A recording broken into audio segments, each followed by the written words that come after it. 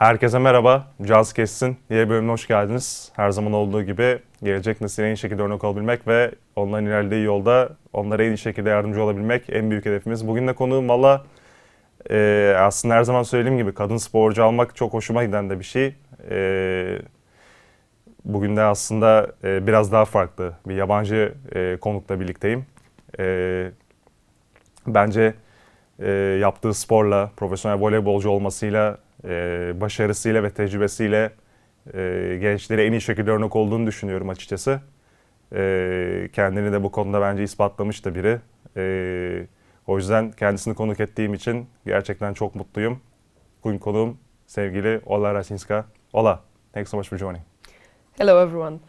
Hello for you, of course, the first. And I'm really thankful to be here. So I just wanted to tell this one sentence we can start. How are you? How's life going? Everyone in Turkey keep asking. First of all, how are you? I'm good. I love thank being you. here. Hey, by the way, you play in Manisa. You have a pretty hectic schedule, pretty busy schedule. So, thank you so much for making time for this podcast, and thanks so much for joining. I really appreciate that. It's a pleasure. Thank you. So, if you're ready, Ola, I'm gonna start asking my questions, and we're just gonna talk about each question. But first, obviously, you play at a high level. You're from Poland. You're playing professionally in Turkey. We will kind of get into that. But first, I want to ask you. So first, I will take you back to where everything started for you, and I want to ask, how did you start playing volleyball? Yeah, I'm pretty tall girl, and I think I'm kind of good athlete in general. So I tried many sports, starting from judo, karate, table tennis, some dance, football, basketball. No, because I'm really bad at throwing and not that good runner. So that's why we decided to play volleyball. Like I'm talking about me and my parents. Who were really excited for me that I love sports, so they were like, you can pick something what you want you enjoy the most. And one day just one coach saw me and he said like, hey, come for our practice, and this is how it started. How old were you? 12, I guess. 12? You think that was late when you started? My friends from the team were already playing longer than me, but I don't think it was that bad. Because I think the faster you start, also sometimes you just get bored of it. Yeah. As a kid, of course, not as a not as a mature person. So I think it was perfect timing. Because also, sorry, just one more thing, that I think it's good to start also with different sports. Yeah. So you can get more, I don't know, you can improve. Like explore more things, basically. Yeah. You can explore at this and also learn how to play with the ball. Doesn't matter if it's football ball, basketball, or volleyball, or tennis, or anything. So you just kind of get the sport vibe, and then you can decide what to do next. Who was your inspiration back then? Who was like your role model? Someone you look up to? No, I mean, mine was Kobe, for example. Like, mine was Kobe Bryant. Kobe was my inspiration when I first started playing. He's still my inspiration, obviously, but okay. I'm curious, like, who was your inspiration when you kind of first started? I don't think I had one role model like you had.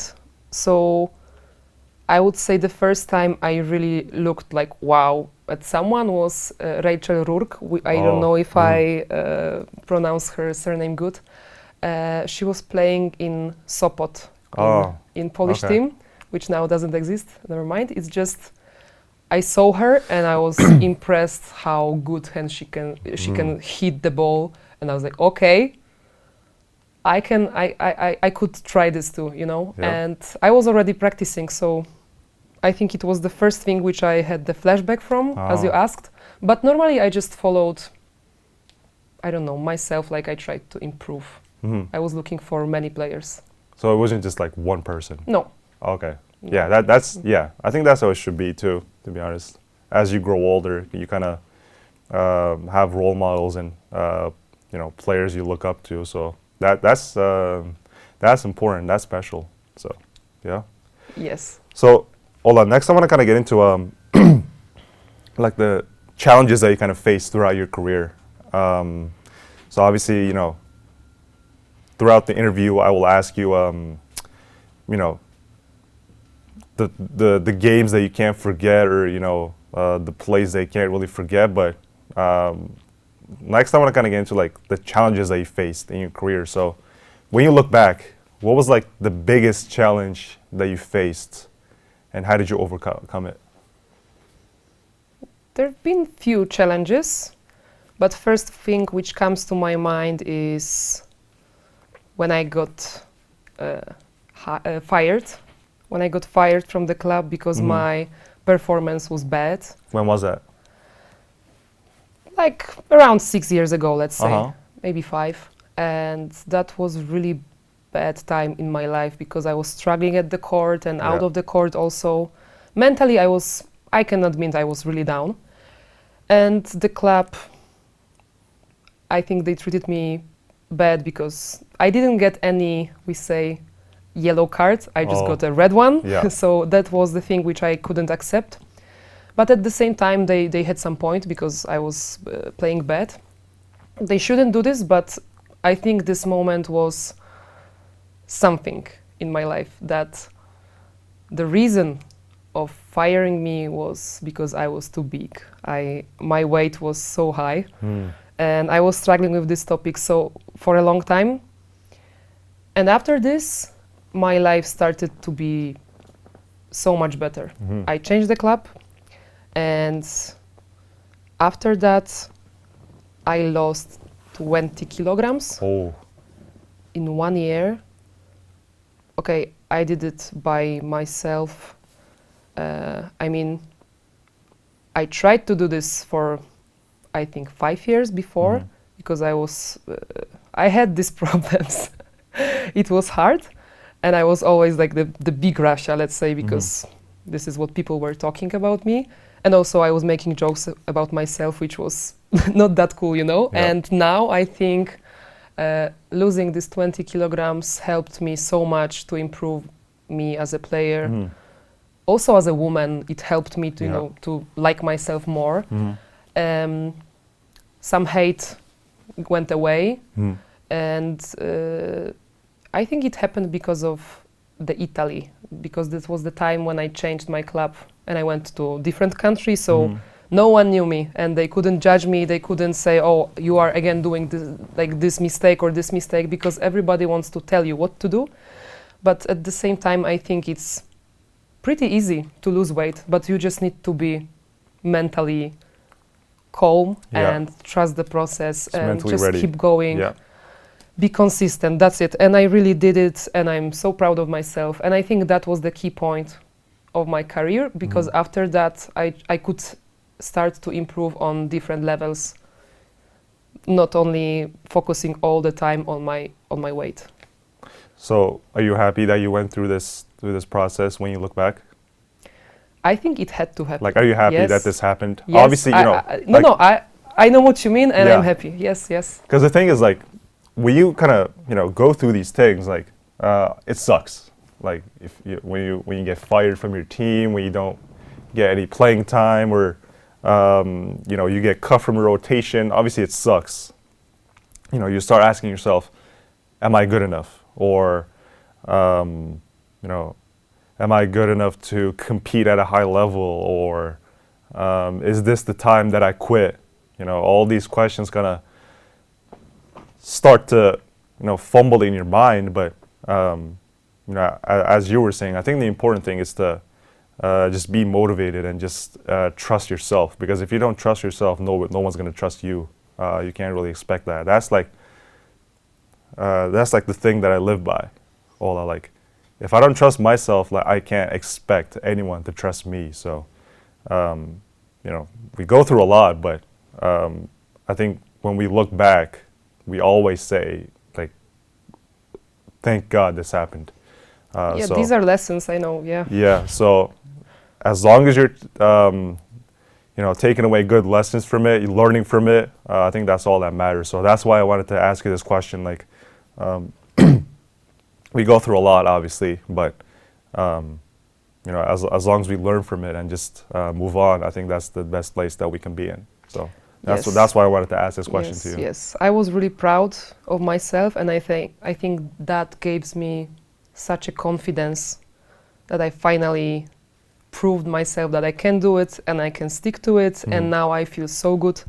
I feel like an athlete, not like a athlete who is struggling with this problem all the time.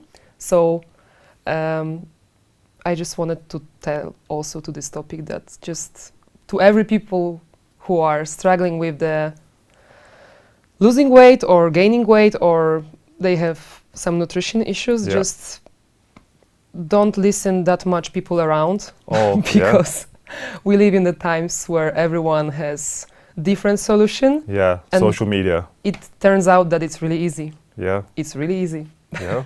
You just need to stick to it. Oh, yeah, just being consistent, basically. Discipline is everything. That's it, really. Yeah, so I want to get into that, with my next question, so obviously you play pro at a high level.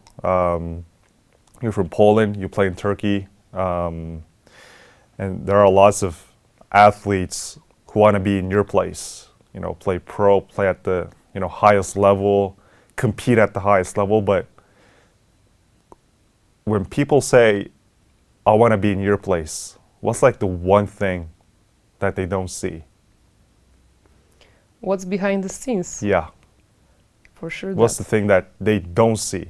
Because they only see the highlights, and when we're playing in a game, we wear our jerseys, we get on the court, but people say you're really good at what you do. You're pretty lucky. It's kind of easy to say that, but what's behind the scenes? What's the thing that people don't see? I don't want to judge anyone by saying this, but there is one thing that if you go to a normal job and you feel bad in the morning, you just wake up, you feel sick, or there is this day that you don't want to do anything. Yeah, so you're not motivated. You can skip this day of work and no one will tell you nothing. Yeah. Behind scenes, all the sport people are like, damn it, I need to wake up, I need to do fitness, I need to do this practice. I'm not hungry, but I need to eat my breakfast. You need to deal with all of these small things, which, to be honest, I stopped to think about problems. I just keep doing what I have to do. Mm-hmm. And that's the only resolution for that. Because if you start thinking and overthinking it, that, I'm so tired. Yeah. Every day I'm tired. But I just keep going. And of course, there are days when you just need to check this boundary between I'm tired and I can get injured. Yeah.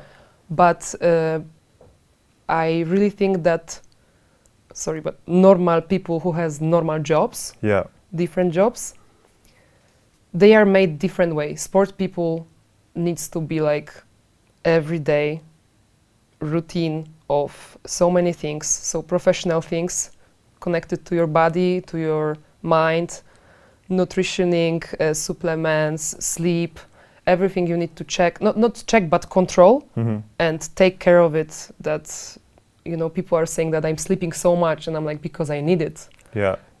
And I'm eating so much of this, and I'm because this gives me energy. And why are you going? It's only 9, and I'm no, sorry, guys, I need to go because I need to sleep. So I think this is one thing about what people can see. Yeah. But when I was younger, I was already working for what I have now. Mm. So I built this discipline. So now I'm just doing my thing. Yeah. I don't need to be mad about it or something. Yeah. I am, by the way, but I don't overreact it. Yeah. When people were 17, 18, 19, they were partying, going to have some beer, to have a night out or do something. I didn't have that life. Yeah. I was practicing. Of course, there were seasons where I wasn't that professional as I am now, but I've never had this life of student life, let's say. So this is one thing also what you need to know, people. just making sacrifices, basically. All you know. I'll give an example for myself. So last year when I was in US on my team, like we were talking about it this year, I couldn't go, but last year we had practice. We would start practice at 7:45 in the morning, and then it would be every day though. But like after a certain point, I would be like I don't want to wake up. Like I want to sleep. You know, I don't want to, you know, compete at a high level now, or, you know, I don't want to go to practice. I don't want to get yelled at. Like I don't want to deal with those things. I just want to sleep because I'm tired. But I think those are like the little things that really change our perspective in terms of getting better and being the best version of ourselves. That's how I kind of look at it. Obviously, it sucks. I'm not gonna lie. Like, you know, it sucks when your friends at a party, you can't go. You just have to train. Like you're in pain. Others are enjoying their time. Like that sucks a little bit. But don't you love that? I mean, yeah. I mean, after a certain point, you get used to it. But when you see that you're getting better, I mean, like you say, like, okay, you know, this is working actually. So you start to enjoy it, and that's like an important thing, is to be able to enjoy it. As long as you enjoy it, like nothing is impossible. So, you know, that's how I try to live by. Yeah, I think we're kind of lucky also to share this life of athletes, because if you look at this perspective of look what we achieved and what else can we achieve, it's more like wow, because we can say in the future we can say look, like I won this game, I won that game, we played amazing here, I have my teammate here, whoa, that was amazing rally or something. And what can you say? Oh, I had a good party. It's nice, but here you will have memories of what I achieved, and I think it's kind of not cool, but something what builds you. Yeah. And I just find it amazing. So I love my job. There's always room for improvement, no matter what age you are, you know, no matter what level you are. I think there's always room for improvement, you know. So I think you shouldn't be satisfied of what you do or what you're doing, because someone else in the world is doing more than you. You know, there's always someone better. There's always someone better, and there's always someone who's more hungry than you. So, you know, obviously it sucks. Like, I'll be honest. Like, for me, I don't want to wake up every day and go to practice. Like, I don't want to do that. No, me neither. Yeah, not just us. Like, no one wants to do that. But it's those little sacrifices that we kind of do. Like you're playing in Turkey. You're from Poland. You're away from your family. Like, that sucks, obviously, because when we have a mental issue, our families are, you know, the best resource that we can find. But when you're away from them, it gets even harder, right? Because you don't have any, like, you feel lonely. You know, when I was in the US, like, I would feel pretty lonely because I don't have my family there. Because I live in campus, but it really felt like no one was there to help me out. So I always tried to figure things out by myself, which really gave me mental issues. So I think that's one of the biggest things as well, like just finding someone to talk to. I totally agree. Yeah. Loneliness is the worst one. Maybe in each place you can find someone close for you, but close to you. Do you struggle with that actually? Like you're playing in Turkey professionally, you're from Poland. Like when you're away from your family, like when you're having mental issues, like when your family's not here, like do you struggle with that? I do struggle with one thing, which has, of course, both sides of, we say, two sides of the stick. I don't know if you have similar saying in Turkey. Mm-hmm. That volleyball and any sport is about changing people around you. Yeah. Each year or each 2 years. Mm-hmm. And if you really like your teammate, and the next year he or she's gone. Yeah. And you're like, oh my God, how am I gonna live next year without this person? Yeah. And this is really bad part of it. Oh. There are good parts of it. If you don't like someone, they are gone in next year. It's fine. But Yeah. the worst one is that when you really get used to someone, you enjoy the company, the connection on the court, out of the court, it's hurtful. And it's hurtful. I think it's painful, not hurtful. Yeah. It's like, I can't really describe it. For sure, you know what I mean. Yeah. And this is the worst part of it.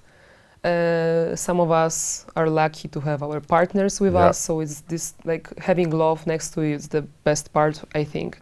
But about sport life, you never know who you're gonna have in your team next year, Yeah. and if you will have some good connection with someone who you can talk out of the court.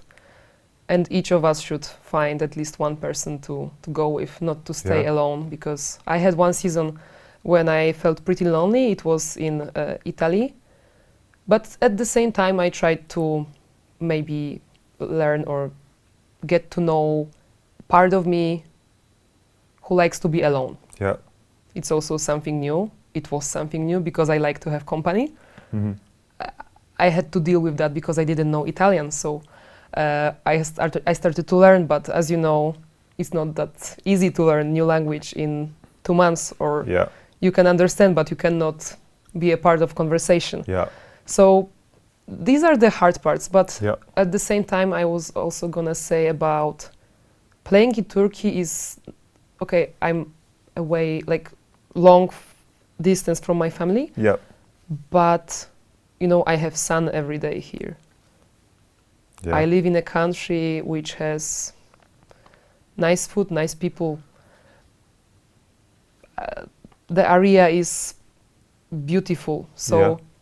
I kind of enjoy these things because my parents can visit me, so Yeah. it's nice. And I love my country very much, but at the same time I enjoy being here because sun helps to practice. Oh, yeah. If you're waking up in Poland during the winter, Mm-hmm.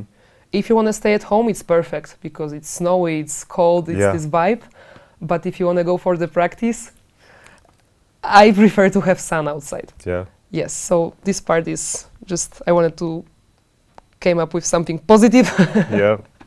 Yeah, about this. But loneliness is the worst one, and I hope you didn't have to struggle with that so long. Mhm. Because I feel sorry for that always. I mean, it happens, you know. It happens to all of us, actually. You know, like in my position, like U.S. is just so far away from Turkey. Yes.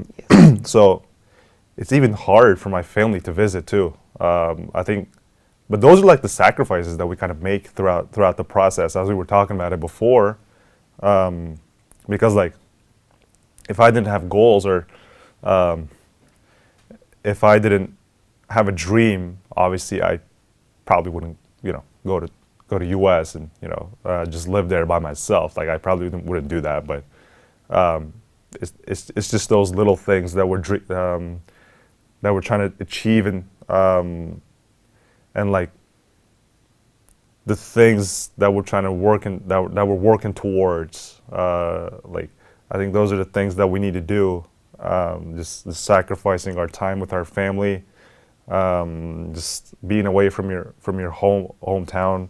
Obviously, you know it as well. But you know, at a certain point, you start to enjoy it as well, as you were saying it before. At a certain point, you start to enjoy it.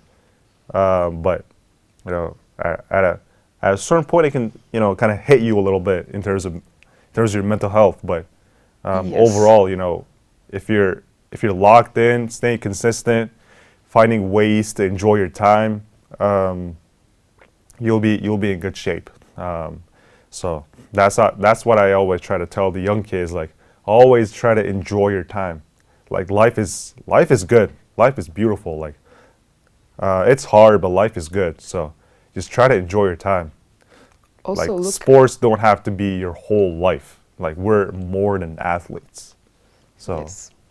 just keeping that in my mind always, you gives me purpose in terms of just pushing myself even harder. So that's I don't know, but that's what I would say.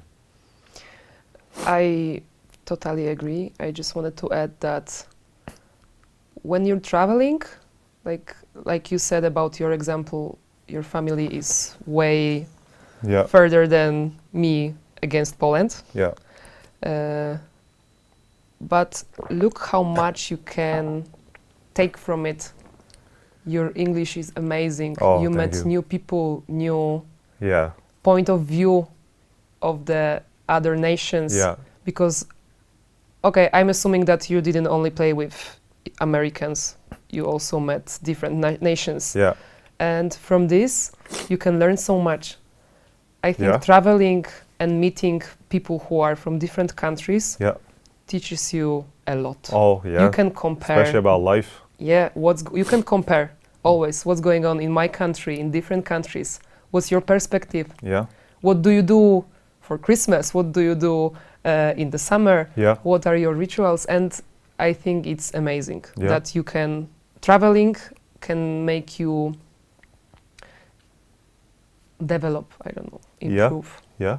You just have you learned a lot of life lessons, for sure. Who would guess I will live in Turkey and and I will enjoy time here, so. Yeah, for sure. So Ola, next I want to kind of get into the moment that you can't forget. So obviously you played a lot of games in your career, faced a lot of tough opponents throughout your career, but what's like the one game, and it doesn't have to be a game either, like what's like the one moment that you can't forget from your career? Like whenever you think about it, you get happy. Get happy? Yeah, whenever you think about it, like one of the biggest and best moments of your career that you can't forget.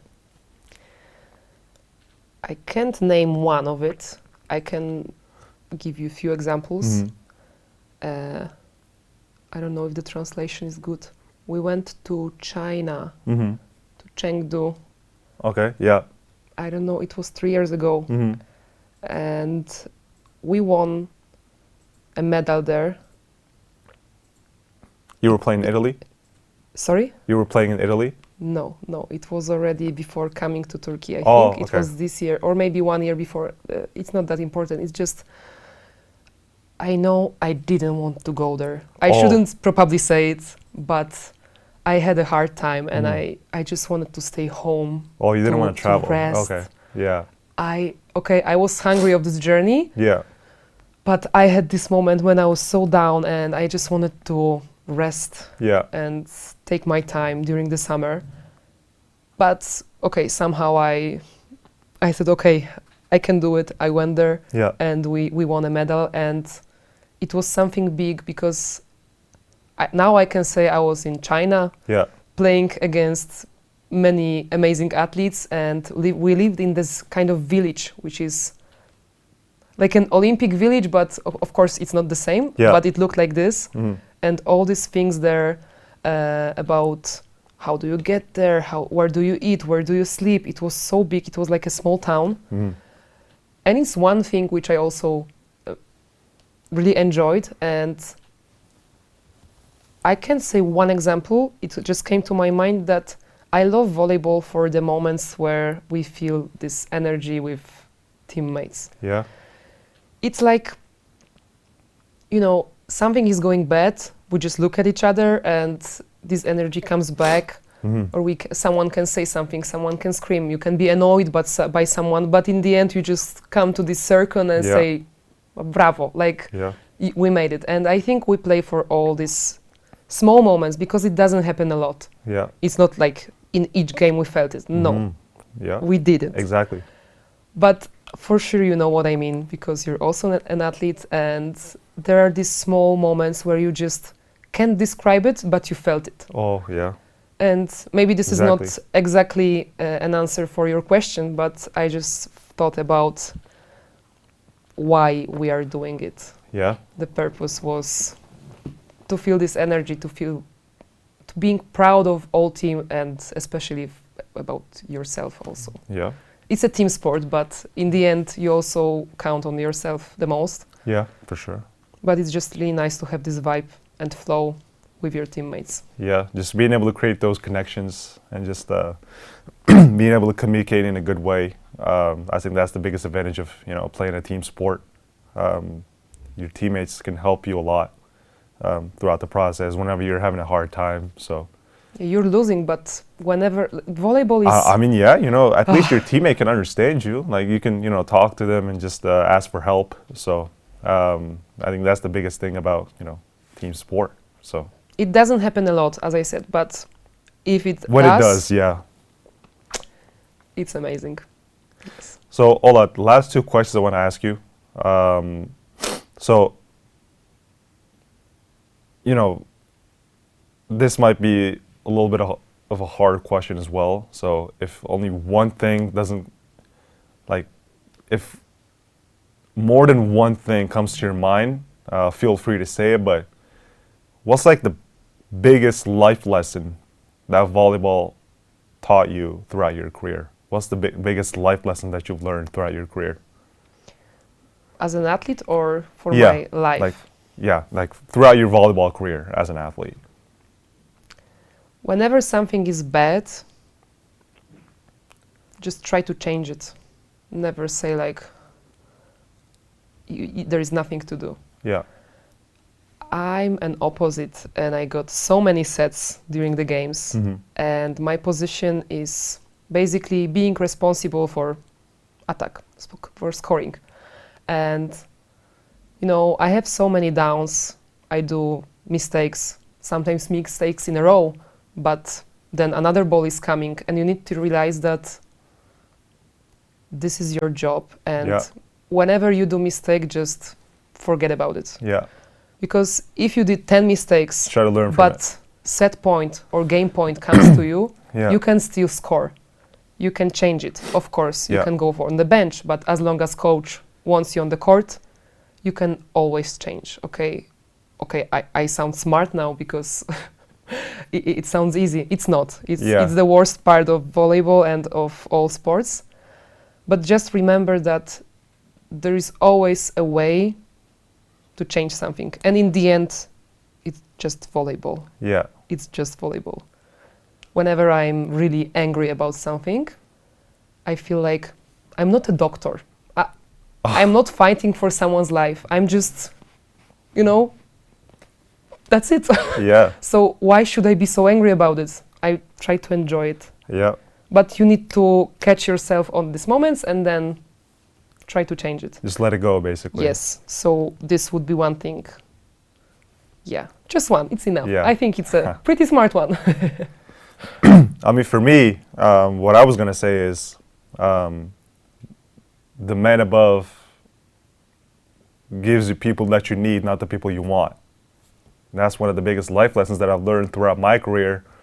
You face people that you don't really enjoy facing. You face, so what I'm trying to say is the man above gives you people that you need in order to achieve your goal, not the people you want in order to achieve your goal. Because if it was the people that you wanted, it would be your family. But makes sense.